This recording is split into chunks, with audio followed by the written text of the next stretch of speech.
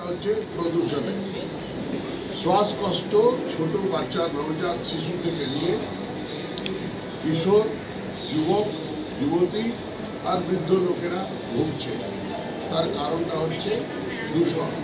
সেই দূষণটা কোথা থেকে আসে? आसनसोल में बीजेपी उम्मीदवार एसएस अलूवालिया ने किया प्रेस कॉन्फ्रेंस। उपस्थित थे Rudranil Ghosh, BJP spoke person, जिला अध्यक्ष बप्पा चैटर्जी, वरिष्ठ नेता कृष्णेंदु मुखर्जी। এই সমস্ত জিনিস বিচার করে আমাদের মাননীয় প্রধানমন্ত্রী নরেন্দ্র মোদীজি हर घर कल नल और जल এই পরিযোজনা লাগালেন। তার জন্য কয়েক লক্ষ কোটি টাকা উনি সমস্ত রাজ্যকে দিয়েছেন, তার মধ্যে পশ্চিমবঙ্গও আছে। পশ্চিমবঙ্গ সেখানে গ্রামীণ এলাকায় দেখলাম একটা বাড়িতে জল আছে, কল আছে, আর একটা বাড়িতে পাশের বাড়িতে নাই বা পাশের পাড়ায় নাই। কেন নাই? তো নীল চকলেট খায় না। নীল চকলেট খায় না, তার বাড়ির রংটা নীল নয়, এই জন্যে। তো এই যে তুষ্টিকরণের রাজনীতি আর স্বতুষ্টিকরণ, নিজের তুষ্টিকরণের রাজনীতিটা, এটা কতদিন চলবে?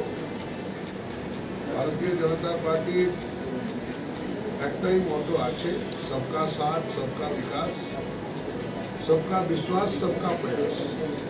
তার সঙ্গে সঙ্গে justice to all, appeasement two নান। সেই কনসেপ্টে জল যদি দিতে হয় তো ইউনিফর্মলি সবাইকে দিতে হয়, আর যদি না দিতে হয় তো কেউ পাবে না। কিন্তু এটা কেন পিক অ্যান্ড চুজ করে? আমি সেদিন বগুড়া গ্রামে গেলাম, তো বগুড়া গ্রামের পাশের গ্রামে জল আছে, বগুড়া গ্রামে নাই। বেনালি গ্রামে লোক দেখা করলো, বললো আমাদের গ্রামে জল নেই। আমি কালকে বীজপুর গ্রামে গেলাম, ওখানে বললো আমাদের গ্রামে জল নেই। তো এটা আশ্চর্য ব্যাপার। বীরকুলটিতে যাচ্ছি, ওখানেও জল নেই। জামুড়িয়ার বিভিন্ন জায়গায় জল নেই, বারাবানিতে জল নেই, কুলটিতে জল নেই, পাণ্ডেশ্বরে জল নেই, আর আমাদের এই রানীগঞ্জের বিভিন্ন জায়গায় জল নেই।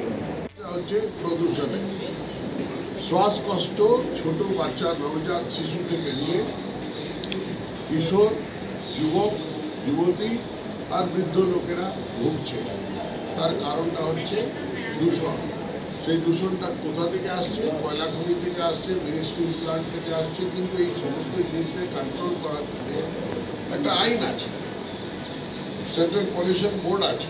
তার তত্ত্বাবধানে স্টেটে একটা পলিউশন বোর্ড আছে, স্টেট পলিউশন বোর্ড, যারা প্রাথমিক পরীক্ষা স্টেট পলিউশন বোর্ড করে আর সেই রিপোর্টটা দেয়। তার আধারে তাদের উপরে শাস্তিমূলক ব্যবস্থা নেওয়া হয় বা সুধার করার জন্য তাদেরকে বলা হয় এই টেকনোলজি লাগানো।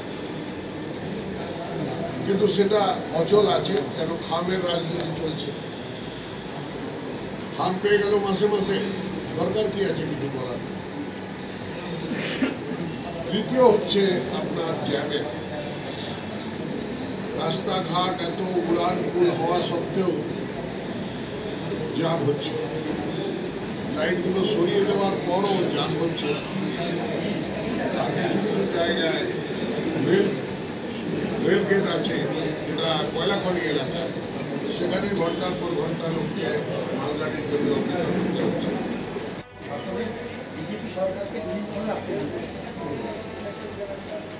দেখুন, তৃণমূল নেতা অভিষেক বন্দ্যোপাধ্যায় আসলে তার দল যেভাবে মানুষকে আক্রান্ত করেছেন এবং আক্রান্ত মানুষের পাশে যেভাবে ভারতীয় জনতা পার্টি দাঁড়াচ্ছে, এবং এই ধারাবাহিকতাতে আমাদের লড়াইতে আমাদের 200-র উপরে কার্যকর্তাদের খুন হতে হয়েছে এবং পুলিশ রিপোর্ট করেছে 9 আকস্মিক মৃত্যু বা আত্মহত্যা, যা পশ্চিমবঙ্গের মানুষ সবাই জানে যে এই কাজ তৃণমূলের।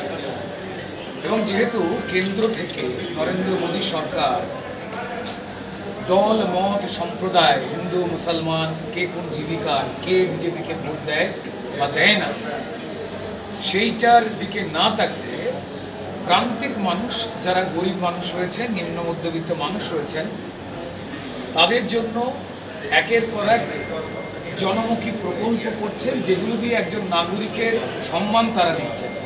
রয়েছে লড়াকু জননেতা শুভেন্দু অধিকারী, তার রাজনৈতিক জীবনের বয়স বোধহয় তৃণমূলের অভিষেক বন্দ্যোপাধ্যায়ের যা মোট বয়স তার থেকেও বেশি। এবং এই ক্ষেত্রে শুধু একটাই কথা বলার, যদি অভিষেক বন্দ্যোপাধ্যায় এই ধরনের কথাবার্তা বলেন তো তাহলে তৃণমূল, মমতা বন্দ্যোপাধ্যায়, অভিষেক বন্দ্যোপাধ্যায় এবং তাদের সবজান্তা যিনি মাঝে মাঝে দলে থাকেন, আবার চলে যান, আবার কান্না করেন, বলেন চাকরি চুরি করেছে আমার দলেই, কপালের দোষ কুণাল ঘোষ, তো তাদের একসঙ্গে প্রেস মিট করে বলে দিন যে আমরা শেখ শাহজাহানকে রাজ্য পুলিশ দিয়ে গ্রেপ্তার করিনি। তাহলে অভিষেক বন্দ্যোপাধ্যায় বলে দিন বা তৃণমূল বলে দিন যে সারা সন্দেশখালী বসিরহাটের মায়েদের ওপর যা অন্যায় অত্যাচার হয়েছে, বসিরহাটের প্রত্যেকটি পুরুষ ছেলেরা যাদের জমি লুট হয়েছে, এই সবকটাই মিথ্যে। আমরা শেখ শাহজাহানকে গ্রেপ্তার করিনি রাজ্য পুলিশ দিয়ে, এটা মিথ্যে, এটাও শুভেন্দু অধিকারী চক্রান্ত। তাহলে অভিষেক বন্দ্যোপাধ্যায় বলে দিক যে আমরা যে মানুষের জমি চুরি করেছিলাম, শেখ শাহজাহান যে জমি চুরি করেছিল তার পক্ষে রাজ্য সরকারিভাবে জমি ফেরত দেওয়ার জন্য যে প্রেস মিট এবং বিধায়কদের পাঠানো, ডিএম বিডিওদের পাঠানো, সেটাও আসলে শুভেন্দু অধিকারীর নির্দেশেই তৃণমূলের সরকার করতে বাধ্য হয়েছে।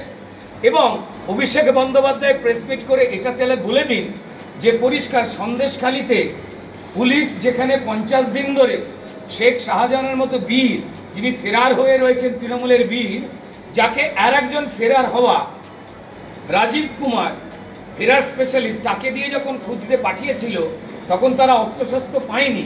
26 দূরে নেই।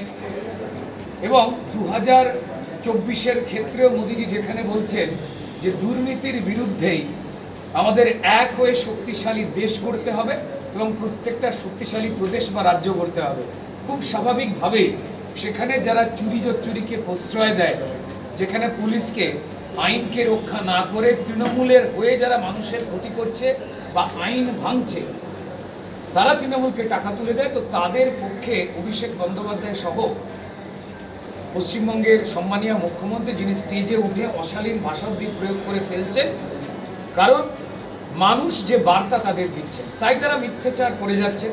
আর দেখুন, আসানসোলের ক্ষেত্রে বলতে পারি যে আপনারা জানেন যে ভারতীয় জনতা পার্টি, যিনি বর্ষিয়ান একজন নেতৃত্ব রয়েছেন, আলুওয়ালিয়াজি, কেন্দ্রীয় মন্ত্রীও ছিলেন, অত্যন্ত স্বচ্ছ ভাবমূর্তির একজন মানুষ, প্রাজ্ঞ মানুষ, যার অপোজিটে শ্রদ্ধেয় শত্রুঘ্ন সিনহা, অত্যন্ত বর্ষিয়ান একজন অভিনেতা।